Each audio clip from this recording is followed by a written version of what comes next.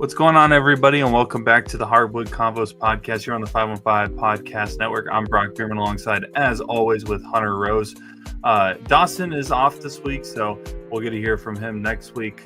And Hunter, Summer League is in full swing. Heck, if you're desperate looking for basketball, there's the Big Three seasons going on. You got the basketball tournament getting ready to start this weekend. I think it's this is the first year where it's the hardest it's ever been to watch that said tournament, where you can watch a bunch of college legends play basketball for $1 million, or first place gets $1 million, loser second place gets nothing or whatever. But also, the NBA Summer League is always fun. It's had some moments for sure already this Summer League season, and we'll hit on some of those as well. But Hunter, how are we doing, my friend?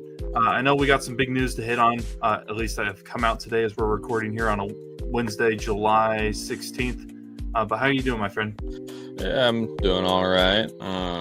The Summer League's definitely been going. I'm not I watch the Summer League. I'm not a Summer League fanatic. I've yet to really meet anybody who is, but it's still exciting. I especially seeing the guys, the Bucks, the young guys that are on there, and all the random people that they also put on the team. But other than that, there's still been some cool clips, some cool highlights, and definitely some lowlights. So that's always fun to see. Plenty of those too.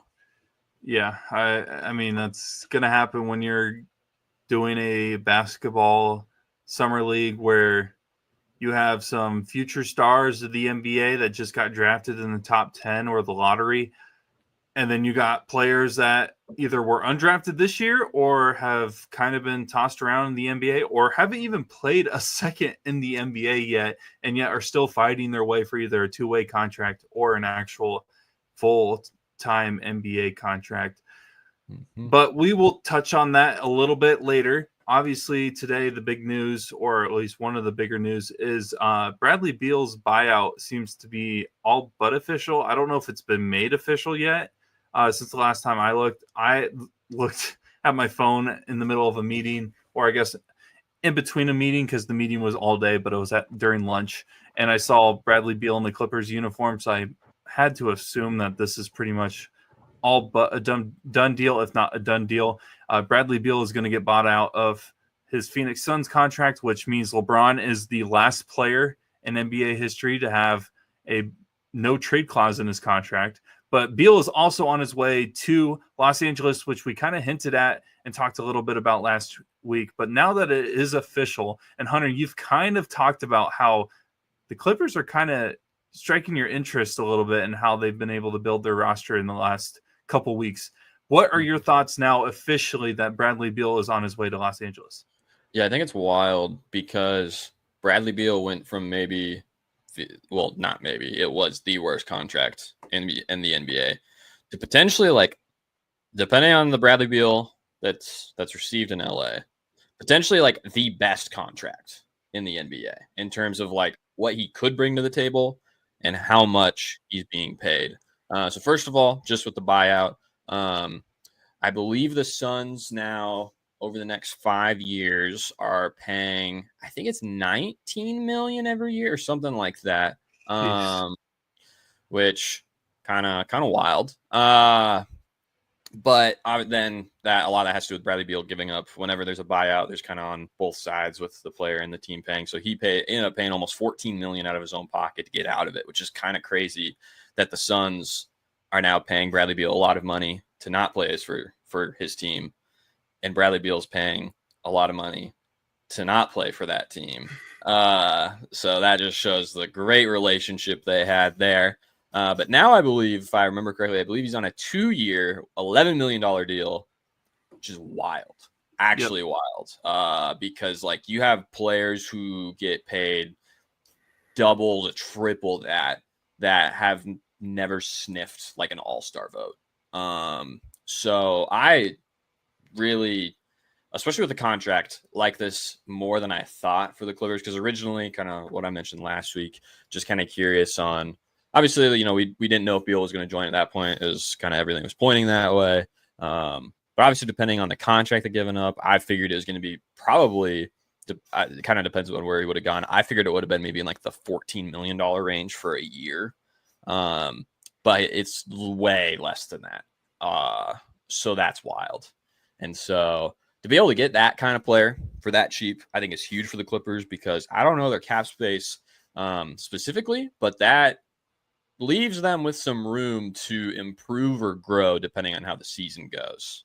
Whether they need to get rid of somebody or bring somebody in, that's maybe another high caliber player. So yeah, I really, really, really like this for the Clippers now. Where do you think it kind of puts them at in terms of competing with the West and that entire the Western Conference, I guess, specifically? Because, man, that conference is so difficult. Yeah, I really wish you didn't ask me that, because I like them, but I'm like, oh my gosh, like I still don't know where they go. Because at this point, I feel like the question, and it's not that it doesn't make any other team contenders, but I think with the West, just based off of obviously with the Oklahoma City Thunder winning the finals, with the Rockets doing everything they've done to bolster their roster like crazy, I feel like those are like the two teams where it's like, not necessarily are they better than them, but can they beat them? Can a team in the West, could they win just 4 games? Just even if it's the luckiest 4 games ever, do they have the skill set to beat those teams? And for the Rockets, I honestly feel like they could. I'm curious to see how they will play against each other, but I feel like that's going to be some really like hard-nosed basketball. Just a lot of physicality. And I mean, it's hard to talk about the Thunder and not bring up physicality. But yep. I honestly am not sure if that would be a really, really, really tight series that I still feel like I would put the Thunder ahead, even if it's only by like 2 games. But maybe they could still do it. So I think it does put them in a really good spot. But with those 2 teams, it's hard to say if they could beat them. What's crazy? So I guess, and maybe this isn't even necessarily an easier question either, but like I could see them being, if everything goes well, as in they stay healthy and they have no issues roster wise, I could legitimately see a case for them being a number 1 team in the Western Conference. Yeah. So I guess do you see that peak being the number 1 team in the Western Conference, or where's your peak and where's your kind of like, or your ceiling for them and where's their floor? Yeah, I feel like the ceiling is probably the 2 seed. Okay. Maybe they could reach the 1 seed. I think, that would have to be like a perfect world though. Because I mean, no player on that team is going to be playing 82 games. That's not happening. But even like if they can get them for 60 games, even like if everybody on that team is able to play at least like 60 games, or at least like not even just play 60 games, but like, if they're out because they stubbed their toe, like whatever, as long as they're not out for months on end. Floor wise, let's say everybody gets hurt, probably playing or even missing, because they'd probably still win a handful of games. I think even though the West is stacked, they're definitely, I mean, they still have the Jazz. So like there's a few easy wins. The Suns aren't going to be good. Yeah. They're going to be able to play them more than other teams being in the same division. So I think that's where I would kind of put them, as like that 2 to like, I'll just say like 9 probably would be like low. I would hope they'd be able to finish way better than that. But so the perfect scenario for them is they're all healthy and all that, and that's where I could see them being that 1 seed. But like you said, you probably need to be more, realist with how you make those projections. So I agree that the 2 seed is probably realistically the true ceiling, just because there's no way this team is staying completely healthy. Just because, there's always that chance that could happen, but I'll believe it when I see it, when Kawhi Leonard LA Clippers team stays fully healthy for an entire season. Yeah. And another thing too is like with all these guys being up there in age, like is this like the year where they start like, obviously the word washed likes to get thrown around, and James Harden's not averaging 40 like he used to, but like if this ends up being the year where it's like both him and Kawhi, Bradley Beal, who knows what he's going to end up looking like. But if both those two guys really regress a lot this year, that puts them in a way different category all of a sudden, which would be really unfortunate. I don't feel like it would happen. I feel like they're both elite enough players to be able to maintain a pretty good way of playing, but there's a world where that's possible. So yeah, Bradley Beal teams up with a former Kevin Durant teammate and James Harden in LA, which is kind of funny because both of them have been a part of a very weird and a very quick era in terms of Kevin Durant's tenure with certain teams. What move do you think, and this is probably an easy answer, what move between those two teams, the Nets and the Suns, of getting rid of or Kevin Durant ending up moving on from one team to another, which one is going to hurt their respective franchises more? Brooklyn or Phoenix? Because Brooklyn, when they got rid of Harden, Durant, all those guys, that was a complete teardown of that roster. Yeah. And Phoenix, personally, I believe went, hold my beer. Let me show you how you tear down a roster when getting rid of Kevin Durant. Yeah, no, I'm definitely going Phoenix because the Nets were smart and they were able to the Nets are still bad. Don't get me wrong. You missed our other special episode. They were in my top 3 undraftables essentially for an organization. But they at least have a chance. There's a world where if somebody in that front office decides to take things seriously, they could make something happen in 3-4 years. And this has nothing to do with them being in the East either. Yeah, no, it's just they're just bad. But Phoenix, this is actually something that we forgot to talk about before. But Phoenix, they just extended Devin Booker and gave him a lot of money. Yeah. And something I've hinted at is if the Suns kind of have, in my opinion, 2 avenues where it's they already traded Durant. And so that was all kind of planned to be. But it's depending on what they could bring back or do with that, maybe they could still be a pretty good team. They could keep Devin Booker and do all this stuff. Or if they just decide, we kind of need to start from square one again, they could do their unthinkable and trade Devin Booker, which in my opinion, I think would have been the correct move organizationally. As tough as it would be, again, with loyalty, I'm sure there's Phoenix fans that are no way in the world are we ever trading Devin Booker. Same way how I felt about not trading Giannis. But they just decided to do neither because they kept Booker, gave him a bunch of money, traded Durant, but made the team worse. So I don't know. I don't understand what they're thinking there, but not just that, but what is Devin? I get the money is there, you're getting that money, but you're Devin Booker. What are you What's that?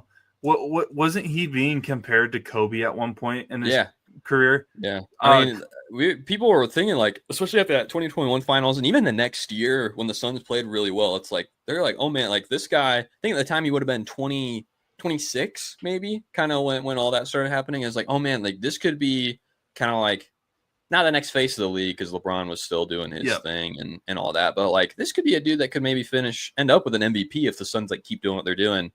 And I mean, there's so many guards, not so many. There's a handful of guards in the West that have just surpassed him now at this point, in my opinion.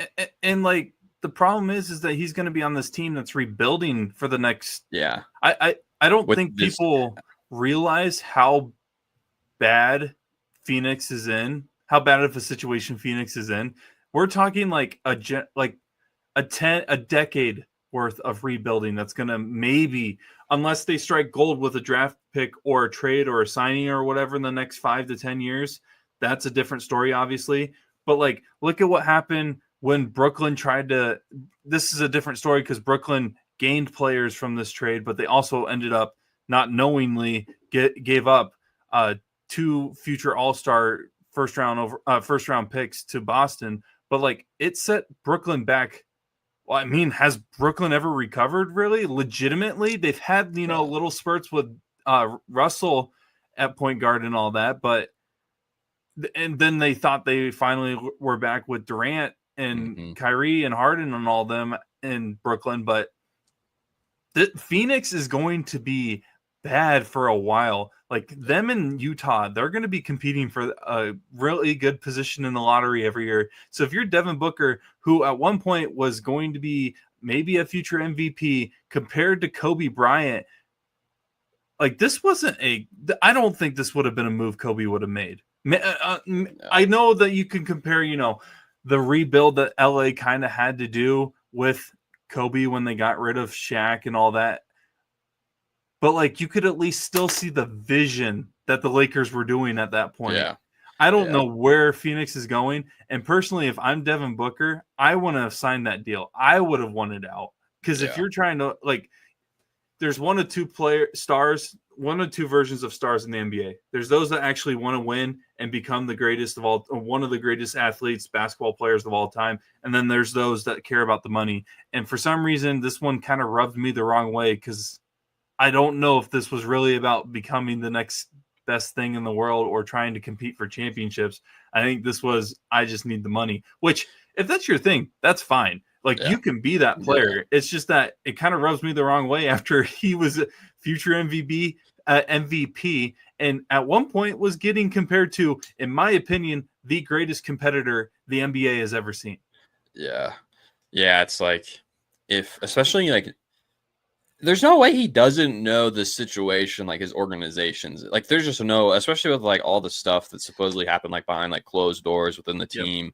Like it might not even be fun to play there at this point. I'm sure it might be fun living in Phoenix and playing basketball there, but like I can't imagine that's an environment where like, yeah, this is cool. Like I'm fine with it. This is okay. And it's like, no, like if you want to get back to where you were to win and compete for championships, that this is not the place for you. That, or you need to like take a substantial pay cut in order to actually allow your team to do something. And again, that's me talking, never having seen $1 million in my life, like just in front of me. That's the thing is like, I guess I say that. And then like, I think, oh, I've never had that money thrown in my face, but like, I don't know. Hey, if he's happy, go for it, man. More power to him. Yeah. But like, I don't know. For some reason, my mindset, and that's again coming from someone that doesn't even make like probably 2% of what he's going to make the next year. But if I was him, I would want to compete for a championship. Also, maybe this will come out later. Maybe for some reason he resigned because maybe there is not necessarily a huge trade value for him anymore. Because you mentioned there's a lot of players that you consider that may have passed him in terms of stardom or position wise where you would rank him over the last couple of years. So maybe that was a sign. I doubt that's probably what it is. Surely it would be a team that would maybe want him, but who knows now for that price. So we'll see what they do. But man, Phoenix is going to be an interesting place over the next 10 years. And again, they could easily hit gold and all of a sudden are back in a good situation. I mean, I'm sorry, look at Dallas. I really didn't think Dallas was going to be competing over the next couple of years. I just thought they were going to have some okay teams that were going to compete with former stars that are kind of in the twilight of their career. Yeah. And not that Cooper Flagg is that big of a deal, but the way that they've been promoting him in terms of potentially the next big thing, which I mean, they do that for any first overall pick. Yeah. But this one was a little bigger than usual. All of a sudden, Dallas is a potential contender in some people's eyes. So maybe Phoenix can do something with that. And the fact that they have Devin Booker may help that situation. Maybe lures some free agents in the future. Who knows? But I'm not buying any Phoenix Suns stock, that's for sure, over the next couple of years. Yeah, definitely not. That's a tough situation. So Bradley Beal will go to LA to play with James Harden, Kawhi Leonard, John Collins, and Zubac, who, I mean, people forget that Zubac is on that team, I feel like. And one of the best centers in the West, maybe. I think there's a really good argument for it. So we'll see what they end up doing. And, I mean, as we get closer to the season, we'll probably end up giving some picks of our favorite teams heading into the season like we usually do. So I wouldn't be shocked if most of us, or at least a few of us, have the Clippers on their list of teams to watch out for this season. At the same time, though, every year I promote a team. And every year, they find a way to just mess it all up. So, sorry to the 5 Clipper fans out there in the Midwest. I might have just doomed your basketball team. Yeah. Yeah, the Pelicans. Unlucky. The Pelicans, the I mean, Magic. the Magic are still fun. It's just that one year is like, oh my gosh, everybody's getting this past year. Everyone just started getting hurt. But hey, I will say you didn't pick Nets. Scoot Henderson to win Rookie of the Year, though. That is true. That is true. I was a Mikal Bridges fanboy though, and now he's doing something in New York. I guess good for him.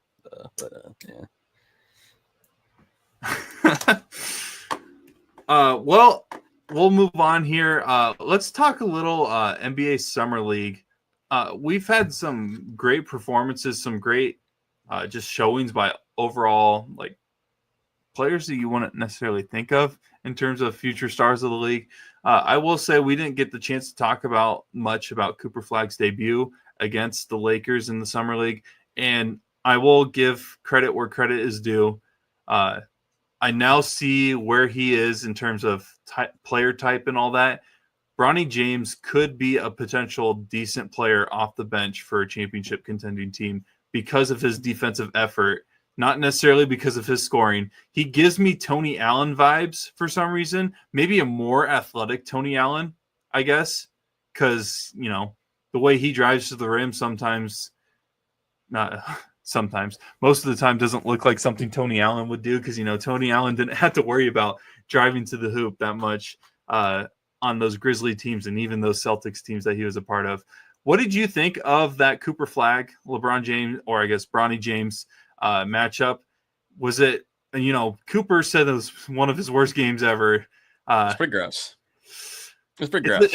Was it really anything, or was it just kind of a luck of the draw, first time competing against NBA players kind of thing? Or also, like, we also got to give credit to Bronny for an actual like decent performance. Did all right. Yeah, I think it's funny, like because maybe I'll pull up the stat, maybe I'll find the stats here, but like I think it's funny because we say like it was a pretty good Bronny game, and then like Cooper Flagg kind of just did like the same thing, and everyone's like, you idiot, like you're so bad, and it's like, oh Bronny, but thank you. And that's fine. Again, the amount of hate that Bronny gets is on a next level, so it's I'm trying to step off a little bit just because I was listening to a podcast with Ice Cube's kid, O'Shea Jackson Jr., and he pointed out a good thing. The two most dangerous letters when put side by side is J and R. And that's because you're a walking statue of your father. Yeah. And so it was one of those words I had to look myself in the mirror and be like, are you really going to be that guy that's going to hate Bronny James just because LeBron is his dad? You really going to be that guy? That's funny. And I was like, okay, I'm not going to be that mean, but I'm still going to be a harsh critic of them. I think it probably a lot of it was just the jitters, the being, you know, first game in the Summer League, first game in not quite like the NBA jersey, but in an NBA jersey. And then, hey, he came out the next game, did his thing, and then Dallas was like, all right, we're good. Like, that's all we needed to see. Like, you can still play basketball, which I think is a little early, to be honest. But, hey, don't want to risk anything. Don't want to risk any injury, and clearly he's going to be there. It gives them good PR heading into the season. You can't shut up. I guarantee you, if he played really well against the Lakers, they probably would have shut him down right after that. Exactly. Yeah, it's probably just a matter, kind of almost even like a respect thing of just like, all right, you're a rookie, you still got to do this, just like everybody else. But I think that's probably kind of where he's at. You know, obviously that first game was kind of the first day jitters, and he came out and dominated the next one. So, where do you like?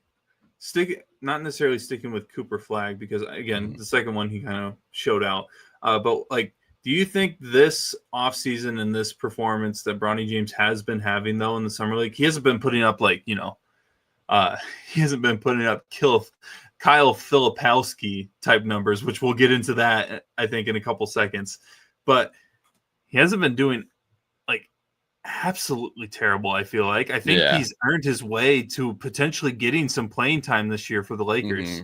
Yeah, I think the tough thing with Bronny is that he is obviously talented. And I think it's just so tough because it's not that he's like the most undersized guy ever, but Yeah, it is pretty like if you're shorter than like 6'4", 6'5", it's kind of like you either need to be insanely fast or an insanely good shooter. Like those are kind of your two options to be able to do things. yep.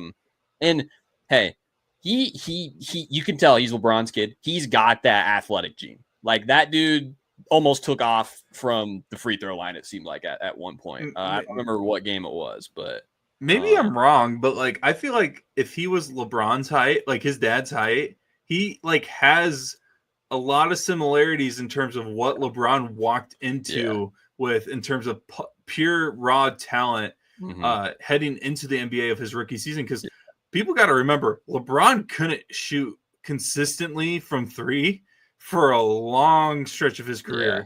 I think that's why a lot of people are so excited about Bryce James, because he has more of that physical nature. By the way, definitely he's a coming to different play. player, but He's playing in Hilton this year in Ames. oh, that's actually crazy. I don't know. I don't cool. actually know in terms of like if he's actually supposed to play, because I don't pay attention to players' kids in high school. I don't even really pay attention to high school recruits anymore, just because of the transfer portal or whatever. Which I think Carmelo's kid is playing in college this year.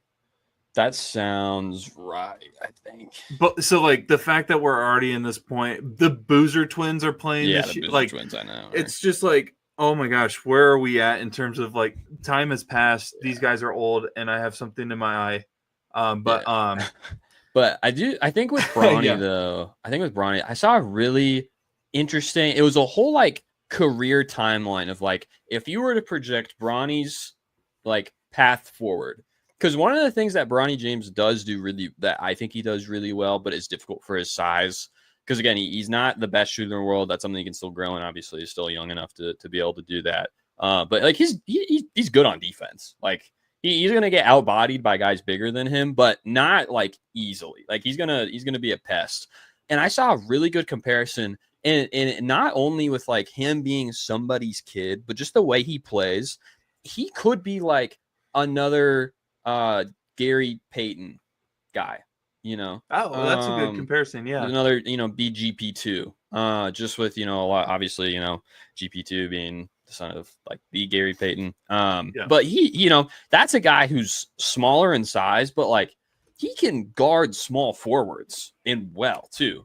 He's got that physical nature, and LeBron probably, Bronny would probably have to put on, a few extra pounds of muscle still, but overall, like I feel like that would be a really good, almost like baseline of like if we really want to see, if we want to be very, still optimistic but more realistic within that on what he could be. I feel like that could be a guy that he could not model his game after by any means, but be similar to, which could be interesting, and especially with when you have Luka on your team. Luka's not always the best on defense. So to have, if Bronny can take that another leap forward, if he can be more of a defensive guard, he could actually do pretty well, like paired up with that and behind Luka. Could it be someone? I think this was like catching lightning in a bottle type situation, but like Derek White is a really good defender, and they're similar. Yeah. Like I think Derek White is only an inch taller than Bronny James, so who knows? He could develop into becoming a decent 3-point shooter, and which if he does that, the sky is the limit in terms of what he could potentially become. He doesn't even need to be like a Steph Curry elite 3-point shooter. He just needs to be a consistent threat, be efficient enough. Yeah, yes. Because like look at Derek White. No casual NBA fan will tune into a Celtics game and assume that Derek White is going to be the Celtics' best 3-point shooter. But he is like consistently killing teams. I know so many people that like personally have hatred towards Derek White just because of what he has done to their teams in the NBA playoffs before. Yeah, who could that be? You're not the only one. I know some Heat fans that like hate him more than you do. Yeah, I'm sure. So. Yeah, they have more of a reason than I do. But I'll give Bronny some credit, and I'm actually kind of looking forward to seeing what he could potentially do in year 2 with the Lakers, which, I mean, we can hit on real quick before we talk about our, the obvious standout performers of the Summer League. But the LeBron Laker drama thing has been kind of continuing, I guess. We both, all three of us, when Dawson was here, I think a couple weeks ago, said that we think LeBron will be playing for the Lakers next year.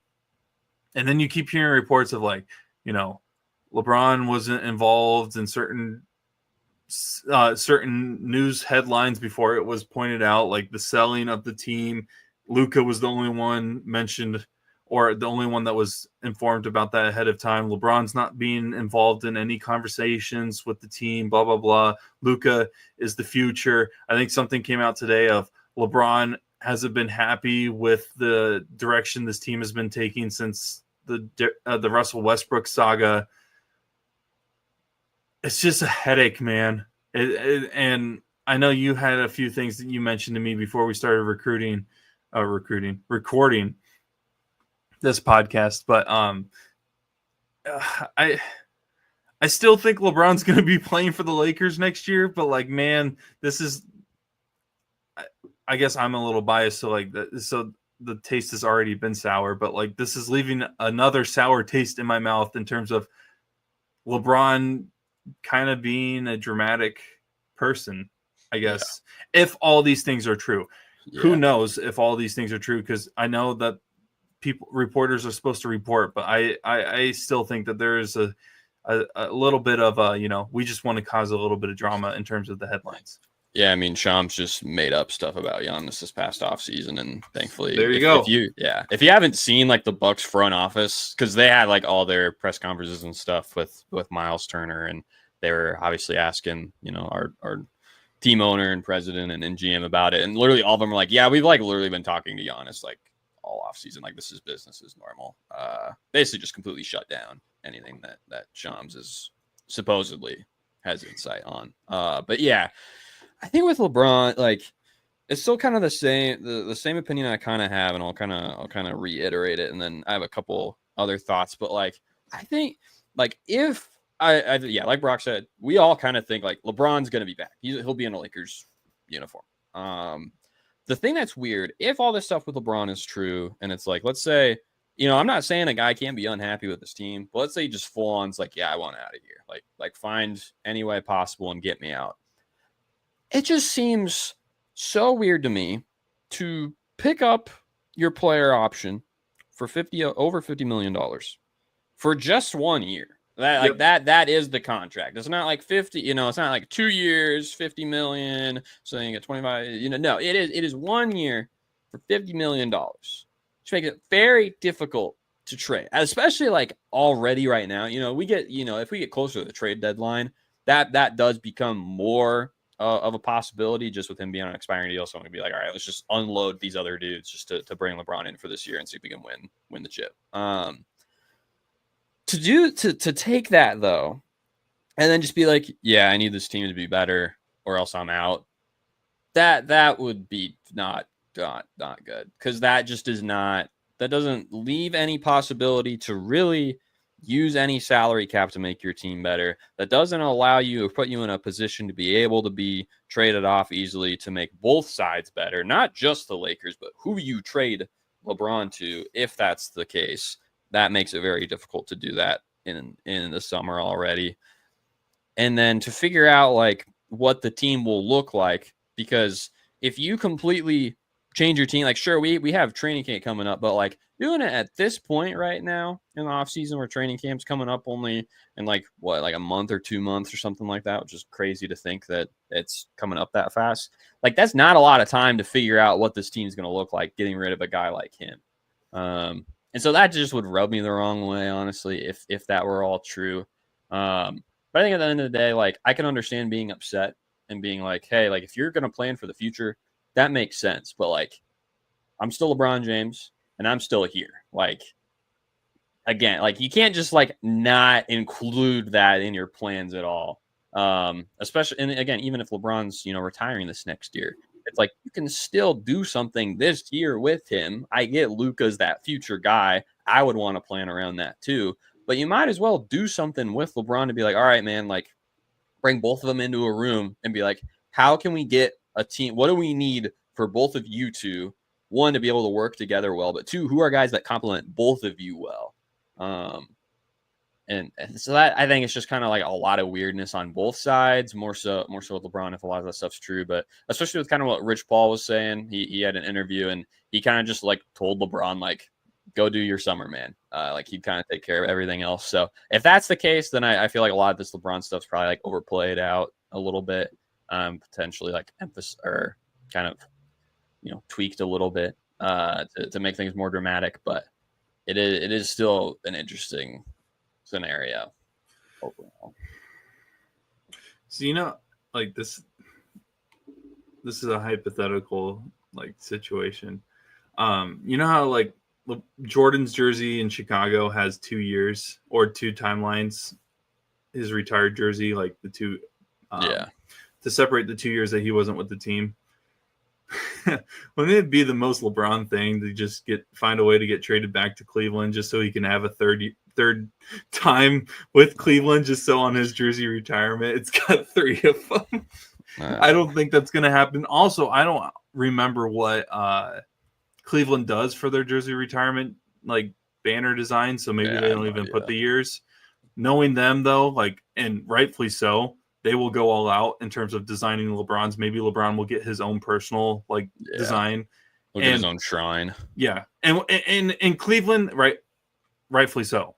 In Cleveland, rightfully so. I'm just kind of, it's just another year, another situation of LeBron. Just, is he really happy where he's at? What's going to be next? I stated like a month ago, I think LeBron, this is LeBron's last season in LA one way or another. So this almost confirms it, I feel like. Yeah. Yeah, I think if he wanted out like right now, like especially having that no trade clause makes things difficult. And then like apparently, again, we have this new normal now of just buying out whatever contract you want to make room. Oh my gosh, imagine that would make no sense to me, because LeBron would be like, yeah, I'll take that 50. I have no idea if it's like a guaranteed 50 million where he kind of just like gets all of it or most of it up front, but it'd be so weird to take that and then just be like, all right, here's like $16 million to get me off of this team now. Like, why? Like, just sign a different contract, man. Like, please. But yeah, I think for this year, though, again, he'll be in LA. I feel like this is kind of, we obviously are going to talk about it because it's LeBron. Everybody's going to talk about it because it's LeBron. Yeah. But like at the end of the day, like just kind of like wipe your hands, be like, I feel like he'll be there, and that should be the end of that. If more drama is created, more drama is created. But as of right now, I feel like he'll finish in LA. And he's not retiring after this year. I feel like that would have been. You don't think he's going to try to do the Kobe farewell tour? Out of all the people in the world, he could. I mean, he could still say that at the beginning of the season. He doesn't have to come out there. Right. I think the weird thing, the thing I've been trying to think about is so again, kind of talked about earlier, but like Bryce James at the earliest would be out from the NBA for 2 years, right? So like in my mind, if LeBron plays this year, he might as well play the next year. And then at that point, it's like, well, now your son's like a year away, right? Like for that next year, it's like you might as well play for another. So I could see this being the end, just being like, all right, let's just call it good. I gotta get one of my kids to the league and call it there. And then, who knows if he'll have the opinion of letting them make their own name. But yeah, just crazy, man. Just crazy. I don't know. I think LeBron screams farewell tour, and I feel like he would promote it as early as possible. Yeah, he'll get it for sure. He'll want NBA teams rolling out that red carpet. And I mean, heck, his endorsement deals have already hinted at him thinking about it, where it's like, LeBron, is this your last year, or are you retiring or something? And then the ad like cuts off. I don't know if that's like hinting. I think they're just trying to milk this. I don't know. I see you, LeBron. I see right through what you're trying to do. I see right through. Another guy that not on LeBron's level, but just in terms of, someone that seems like we constantly talk about. And then we'll get into, the finally what we've been hinting at, some of the best performers of the Summer League. But Paul George has been back in the news recently, and I feel like it's been a couple months since we've talked about Paul George. So I'm glad that we get to have another conversation about him. And can you believe it's also another conversation about another injury? Paul George apparently suffered an injury during a workout. Hunter, maybe you have more information or an idea of what the injury exactly is. But apparently he had surgery on it, will be reevaluated before training camp. Paul George is 35, folks. He is not getting any younger, and he is not getting any, stronger in terms of like his durability. So this man is on a 4-year deal, I think, with Philadelphia, or he got done with his first year last season. According to, I guess, let's see here. Let me click on this real quick. It's a 4-year, $212 million max deal with the 76ers last year. So, yeah. Hunter, we're back here talking about Paul George being injured and the 76ers not really knowing what their roster is going to look like. What do you think? Yeah, so basically the report was that I'm not actually sure when the actual injury happened. It's just recent. But what it was announced today that he had surgery on it, and it was if I'm saying this correctly, arthroscopic procedure on his left knee, which, by the way, is the same thing that has put Lonzo Ball away for forever. I also, if I remember correctly, I think that's also the surgery that, and again, like those surgeries, like they vary in like how serious they are with the injury and stuff like that. But if I remember, I think it's the same one that Joel Embiid had. I don't know if it was the most recent one, but I think like the one that gave him that huge brace on his knee, though. I'm pretty sure. Yeah, I'm pretty sure it's the same one. So and he keeps aggravating it. Yeah, and so like Paul, like Brock said, like Paul George is getting up there in age. Just, was injured not that long ago, has been injured quite a bit, and now has gotten injured again at this age. And so it's just like, at what point do we have to just be like, all right, man, like enough's enough? Like I'm sure, I'm not going to question his knee, his desire to compete or anything like that. But it's just like, dude, like just stop. Like, come on. Like, it's enough's enough, man. Like if you stop today, you'd probably still get your money's worth. Put the fries in the bag. I'm kidding. Yeah. I'm kidding, by the way. He'll never have to do that. But yeah, like, man, this is the stuff. There's also I haven't read a ton of it, but there's just like one of the things this past year, there was a recent article put out with Joel Embiid, and there's actually something in the article that I had forgotten about. But at the beginning of the year, when Philly was just like not doing well at all, the 76ers had a team meeting behind closed doors. I forgot about this. Yeah. Nothing was, again, that's normal. I mean, for example, when Boston, ended up going to the finals for the first time, they had a similar meeting, a bit different, but in that February, and then went on to the finals, right? Those meetings are needed. That's not where the problem was. The problem was that somebody leaked out the details of that meeting, which it doesn't take it, like, as someone who used to play sports, and not even for that long, like stuff that happens with a team in a locker room, not in a bad way, but just like in conversations, like about the team, like that stays there. That stays within the confines of your team, right? Especially pertaining to like success and like problems within the team and scuffles, things like that. That stays there. Yep. And somebody let that out.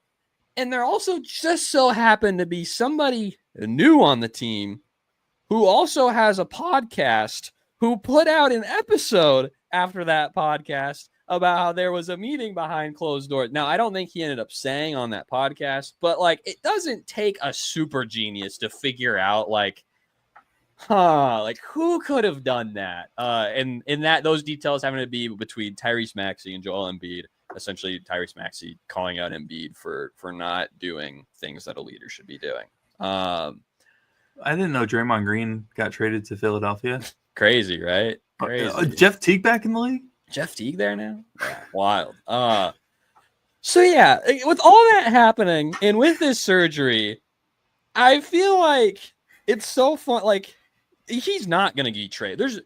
He might have the new worst contract in the league, to be honest. Now with Beal being out, like that. I think they may have two of the worst contracts in the NBA right now. The Philadelphia 76ers do. And yeah, so he's kind of probably stuck there, to be honest. I don't know many teams. There was a really weird rumor I had about, Milwaukee might be an eye on Paul George. That was also before the injury. No way that's the case anymore. But even before then, I'd be like, please. Doc Rivers isn't necessarily the smartest man in the world, but he I don't think he would do that. No, probably not. But yeah, I feel like we're kind of at the point where it's like Paul George is the experiment in Philly already over with you? Like, did it not even last this long? Wouldn't it be funny if he got traded to Charlotte? True, especially after, that would be hilarious. That'd be quite the way to go. I don't think it would happen because I don't know what Charlotte would have to give back in terms of so much money and players you'd have to get rid of. They do have a plethora. They do have way too many players on their roster, so like they do in have that to do position something. though. Yeah, but yeah, I don't know why you would do that. For those that don't know, Paul George said he would never sign with Charlotte because they don't have a death sentence. Death sentence, which is just funny. This is a discussion later on that we can have, though. But the 76ers, I think, need to what the Phoenix Suns did with keeping at least one star but blowing up everything else. I think Philadelphia, low key, and they're in a better situation because they are in the East, might need to think about doing that with their own team, and Tyrese being that Devin Booker type player that they know that they're going to have. Because on paper, this team should be competing for a top spot in the Eastern Conference, especially next year. And maybe they will. Maybe a year from now, I'm eating crow. But Joel Embiid's never healthy. Paul George is now proving people even more that he can't stay healthy. I mean, at this point, we're going to play a game of who's going to play more games, Kawhi Leonard or Paul George next year for the NBA. I'm pretty sure Paul George played more games last year easily than Kawhi Leonard. But, man, it's just I don't know what you do. I don't know what the 76ers can do right now in terms of trying to be successful that involves both Joel Embiid and Paul George. But the problem is, yes, Joel Embiid is very talented, former MVP and all that. I don't know many teams that would actually be willing to trade a bunch for him. Yeah, I do. I think the honestly, the other thing too, things happened in Philly, and this is alluding to, there's an article released this morning pertaining to Joel Embiid. I'm not going to get into it because it's really, really long, but it's actually really, really good. Joel Embiid has some interesting comments about the ways that the 76ers have done business.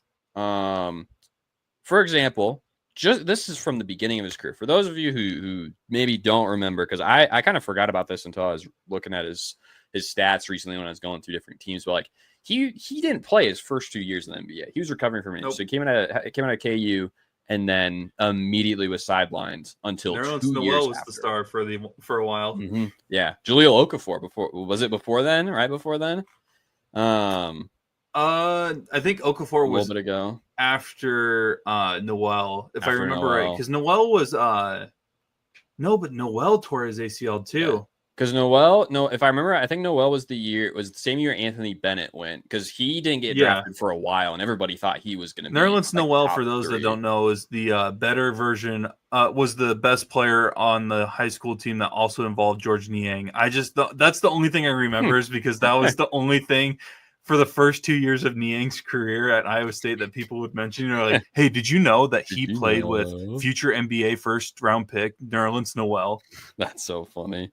Sorry, that's I didn't remember that. That's so funny. Just like him, and then did you know that former Iowa State tight end Charlie Kolar played with Trae Young in high school, same basketball team?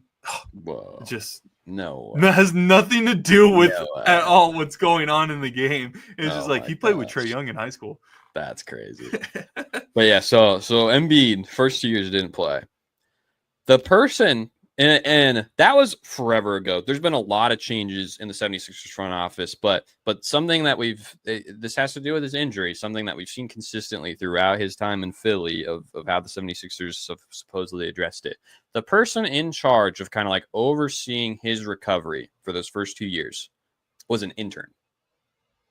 The 76ers assigned an intern to go through that process. And like, should I have known that, or is this new? That like just got put out. Okay. So this is in this article. Yeah. Okay, I'm gonna have to take a look at this. And just even with a lot of the stuff he said, there's some stuff about, again, Embiid's a very polarizing figure. The article does a really good job of like actually like talking about his upbringing and things like that. That makes it really interesting. But again, and even just with like his most recent stuff, he had some stuff with his eye going on. He obviously had that surgery on his knee. It's like another quote that was taken. I think this was, I don't know if this was taken a while ago, but it was repeated in the article. Like Nicholas Batum, when he's on the 76ers, he noted he would see Embiid's knee before and after every single game, and he had no idea how the dude was still walking, just in general.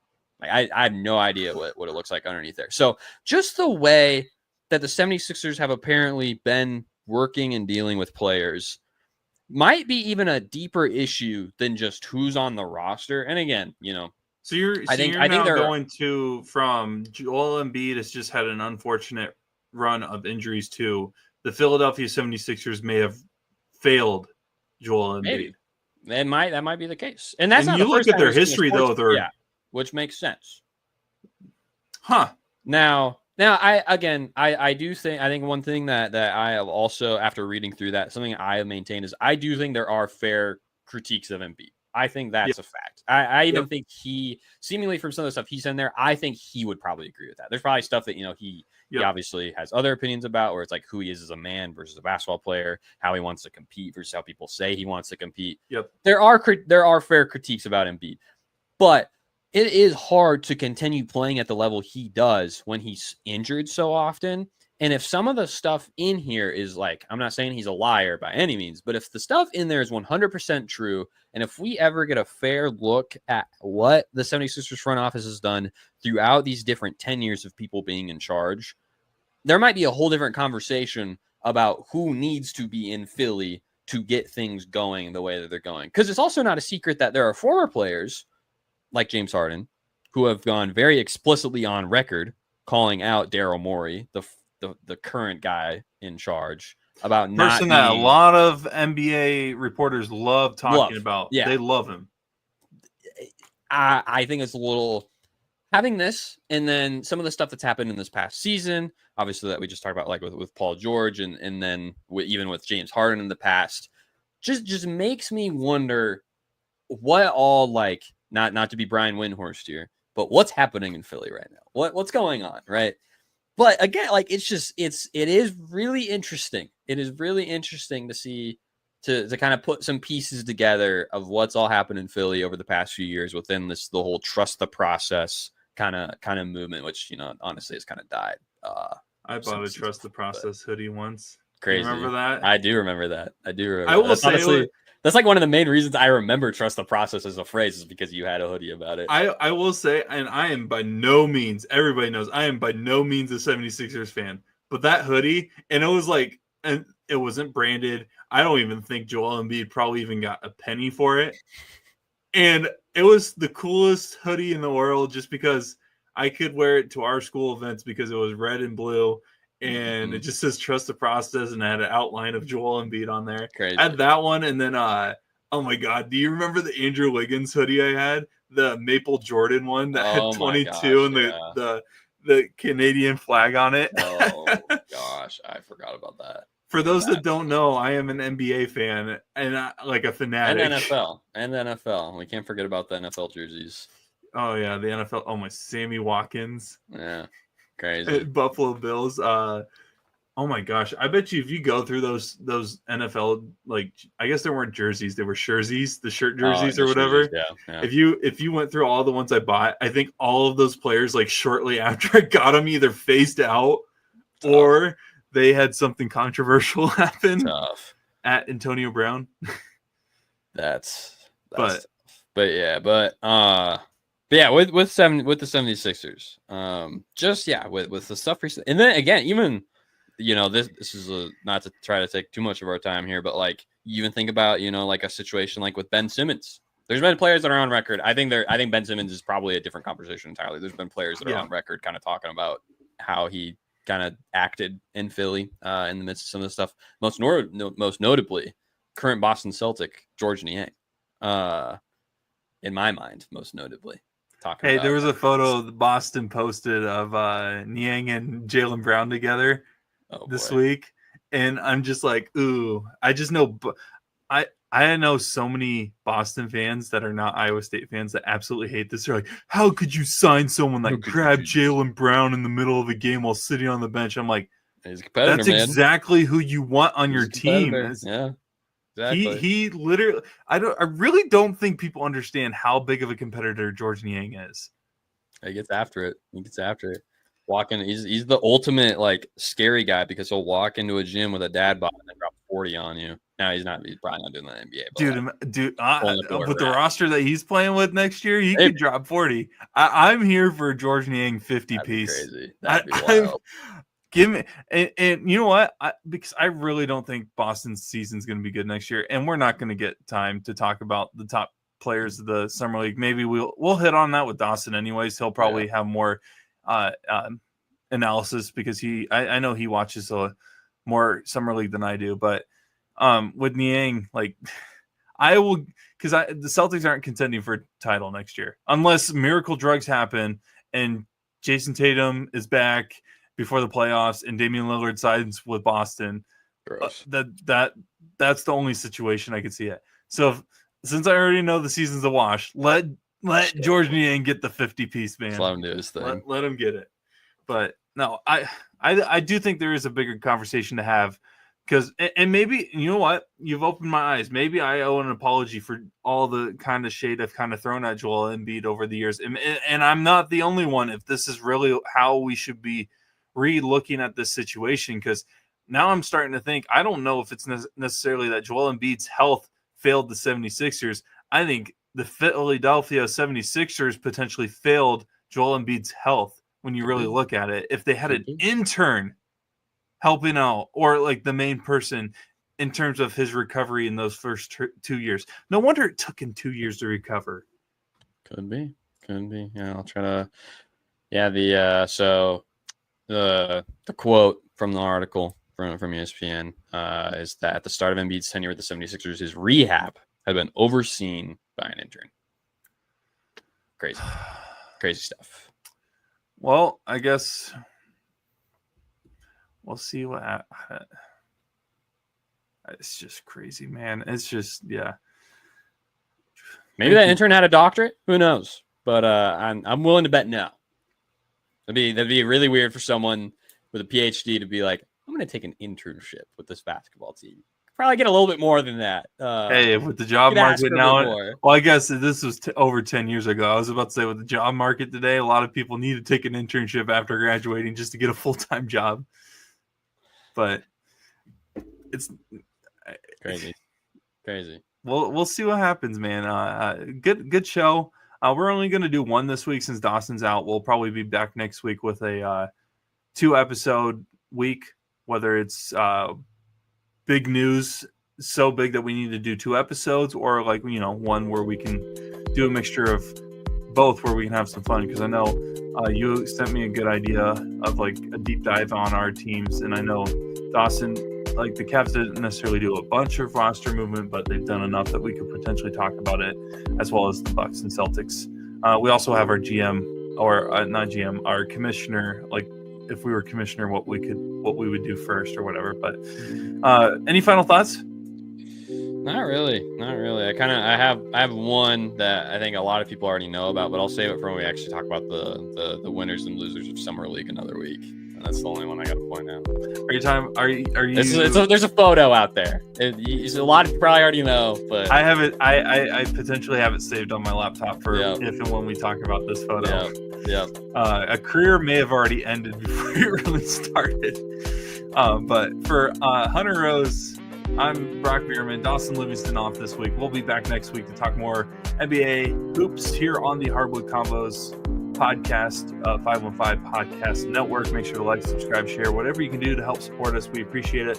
So we will sign off this week, and we'll be back next week to talk some more NBA hoops on the Hardwood Convos podcast.